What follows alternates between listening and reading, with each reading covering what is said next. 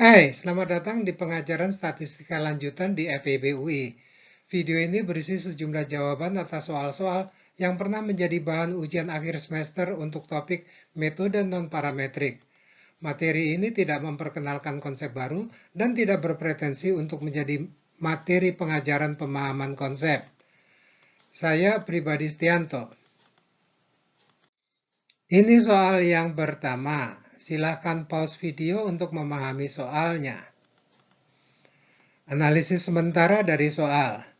Disebut sementara karena kita belum melihat pertanyaan pada soal ini.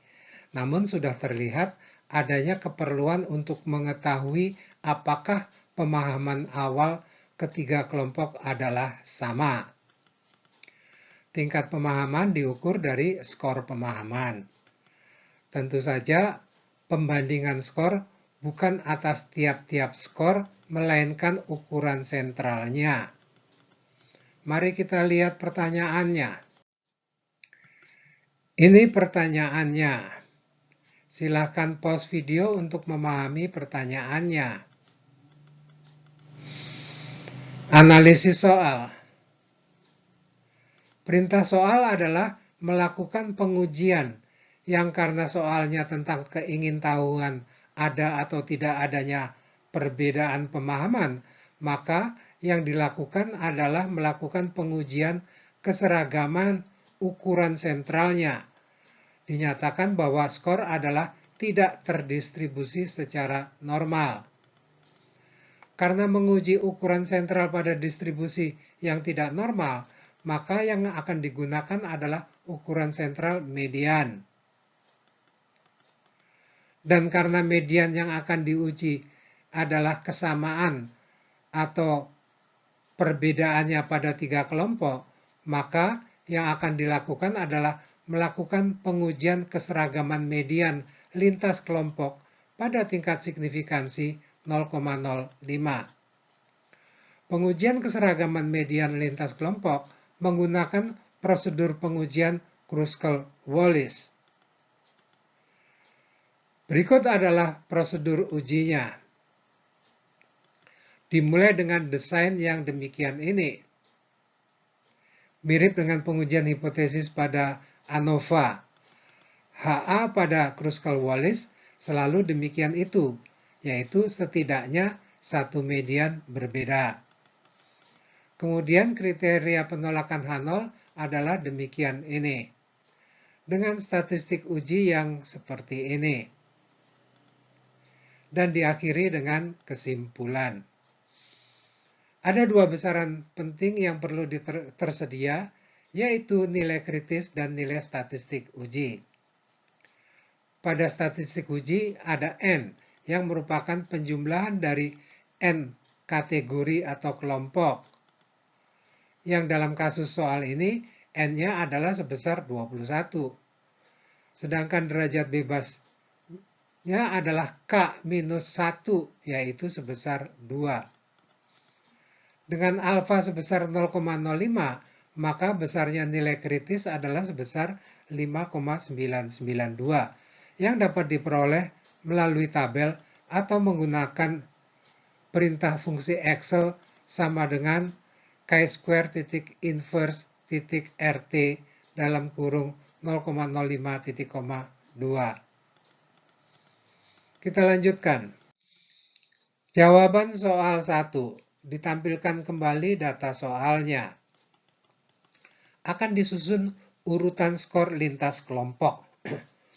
Bila dilakukan secara manual, akan lebih mudah bila dilakukan pengurutan pada masing-masing kelompok sebagai berikut ini. Jadi, D untuk dokter dan RD adalah rank atau urutan dari dokter. Kemudian O untuk orang tua dan RO adalah rank pada orang tua. Dan P adalah pegawai pemerintah dan RP adalah rank atau urutan pada pegawai pemerintah. Dengan sudah terurut dalam kelompoknya masing-masing, kita akan memulai pengurutan lintas kelompok. Nilai skor terkecil adalah 36 pada kelompok orang tua. Jadi, urutannya adalah nomor 1.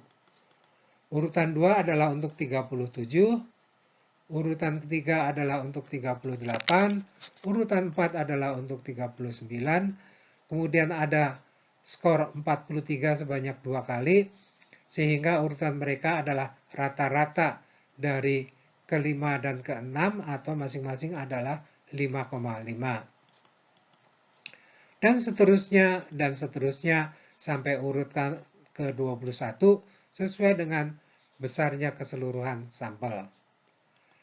Sebelum berlanjut ke penghitungan jumlah-jumlah urutan lintas kelompok, akan ditunjukkan pemanfaatan Excel untuk pengurutan lintas kelompok sebagai berikut. Kita susun data sampel kelompok demi kelompok dalam kolom yang sama demikian ini. Kolom yang dinamai A adalah skor dan kolom yang dinamai B adalah identitas kelompoknya. Jadi pada kelompok B ada deretan data dengan angka 1 yang merujuk pada dokter, dilanjutkan dengan angka 2 untuk orang tua, dan kemudian deretan angka 3 untuk pegawai pemerintah.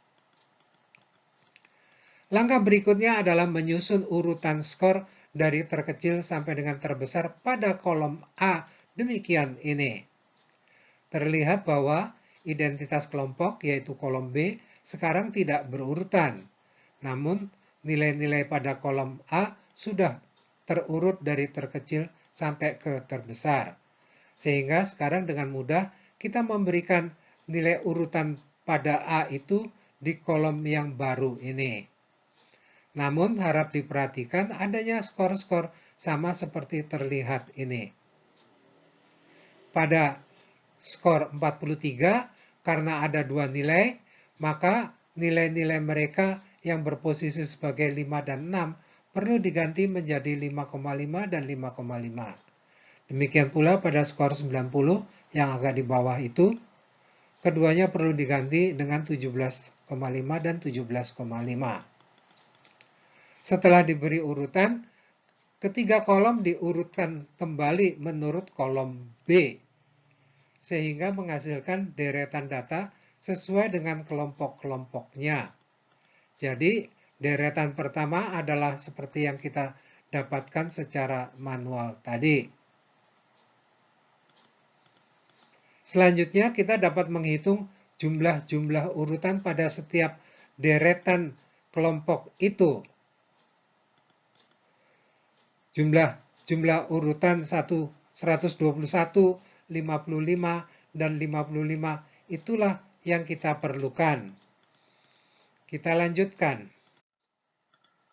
Jawaban 1 dipanggil berbagai nilai yang sudah diperoleh sebelumnya.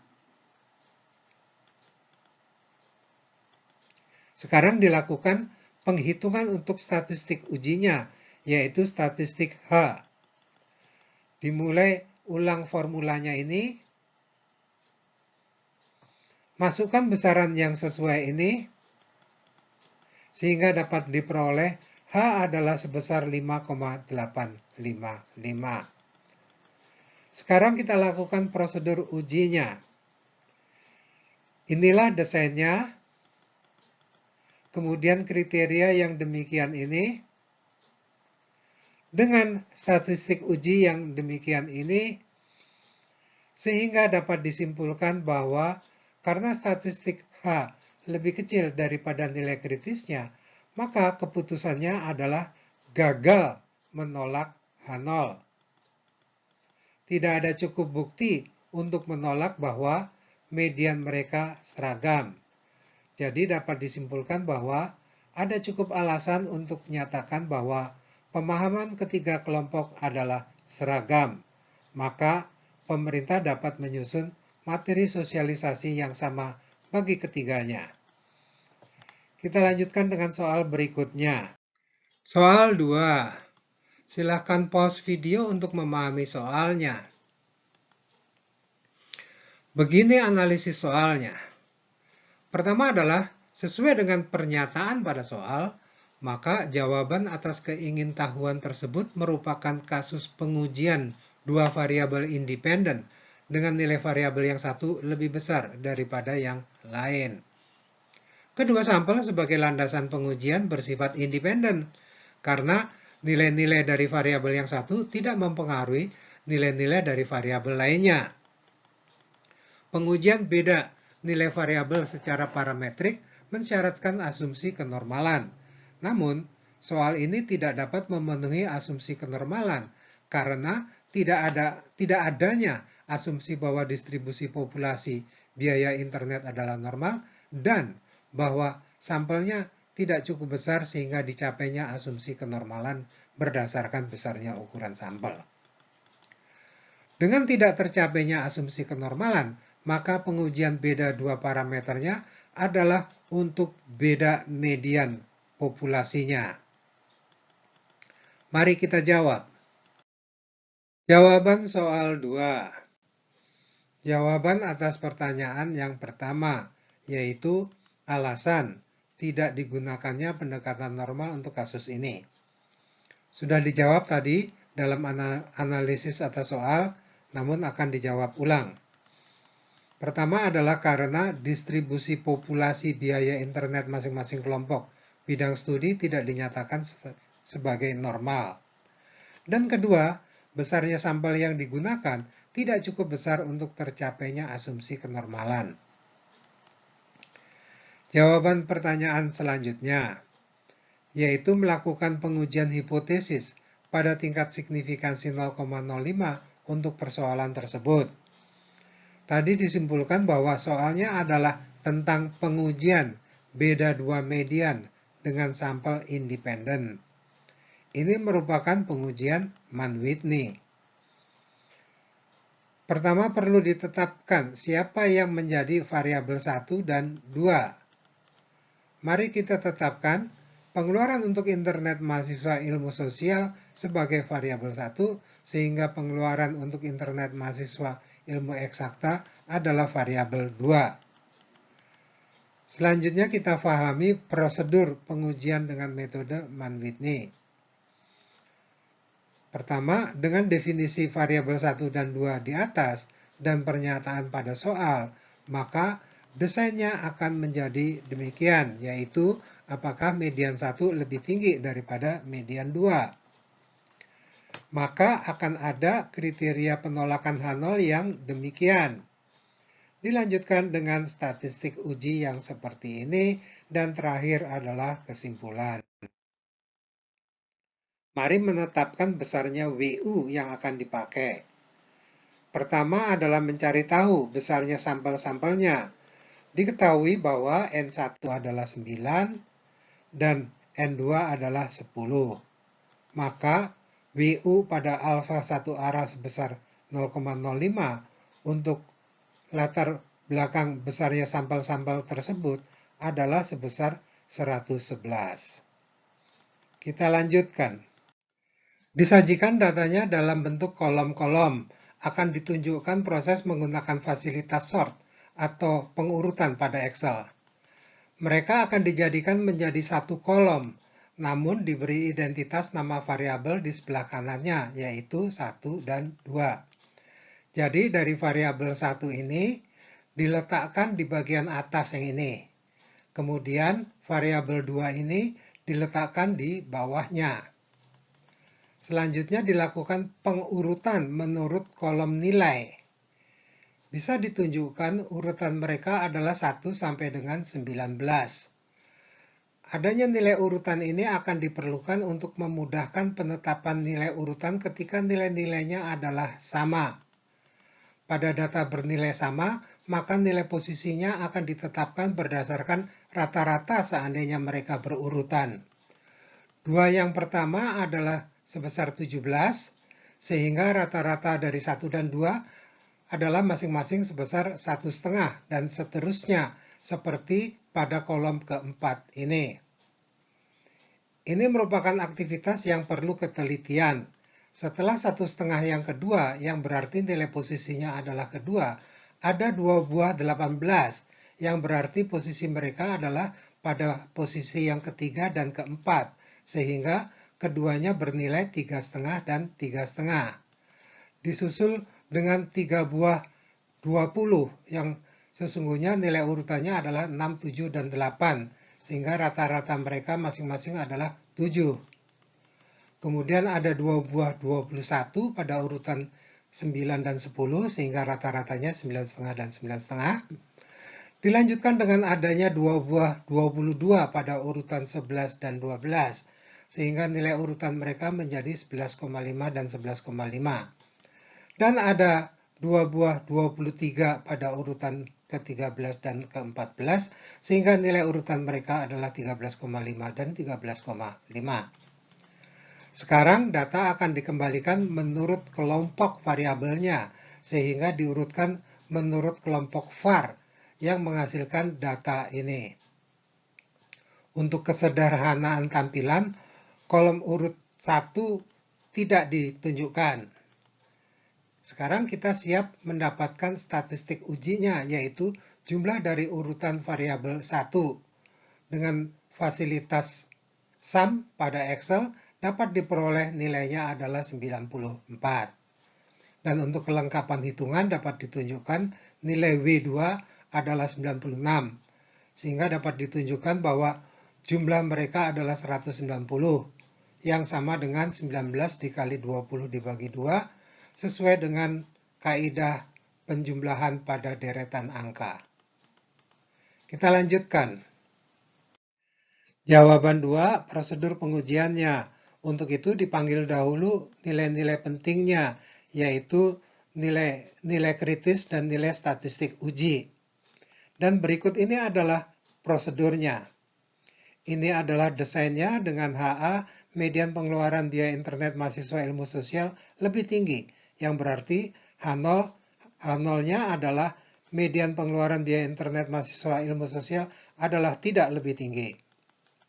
Dengan kriteria yang jadinya adalah demikian ini, dilanjutkan dengan statistik ujinya yang seperti itu. Kedua nilai penting tersebut saya sajikan dalam bentuk diagram ini. Maka terlihat bahwa statistik uji sebesar 94 adalah lebih kecil daripada nilai kritis yang sebesar 111. Jadi ada di daerah gagal menolak H0. Sehingga kesimpulannya adalah gagal menolak H0. Jadi tidak ada cukup bukti untuk menolak H0 bahwa pengeluaran biaya internet mahasiswa ilmu sosial tidak lebih tinggi daripada mahasiswa ilmu eksakta. Dengan perkataan lain, tidak ada cukup bukti bahwa medianya lebih tinggi.